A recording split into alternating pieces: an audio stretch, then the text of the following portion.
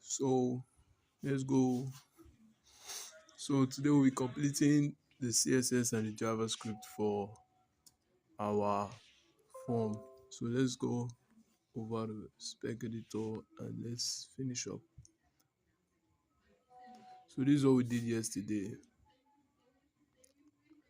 and today we will be completing for the CSS. So we already have our CSS and our JavaScript, but nothing is there yet. So let's preview. So right now we have nothing yet. So let's make sure our HTML is properly structured before we can style it. So let's get rid of this search. Let's get rid of this search input, because a search input is not supposed to be inside of our form, only where searches are required. All right. And if we look at our interface, we find out that our checkbox here, it's going to the right. We want it under the password.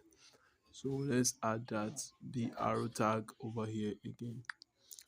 So we add a b arrow tag.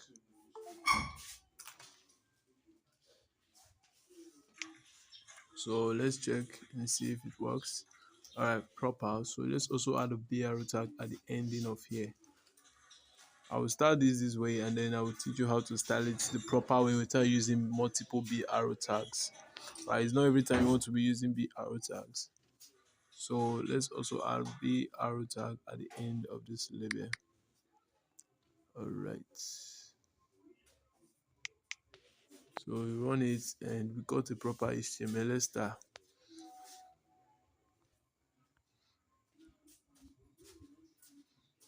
Let's continue from where we stopped. My battery is pretty low right now, but I will try to make sure I style these guys before we finish up. So what I will go and do is I will first of all give, since all our inputs let's say they're all inputs, right? So we can relatively style all of them together. So but we don't want to target this last guy as well. So it's going to be almost confusing for us to do. But I do know how to do it, but just pay attention because we are going to get technical here. So let's go to our CSS. So I'll get rid of this code over here.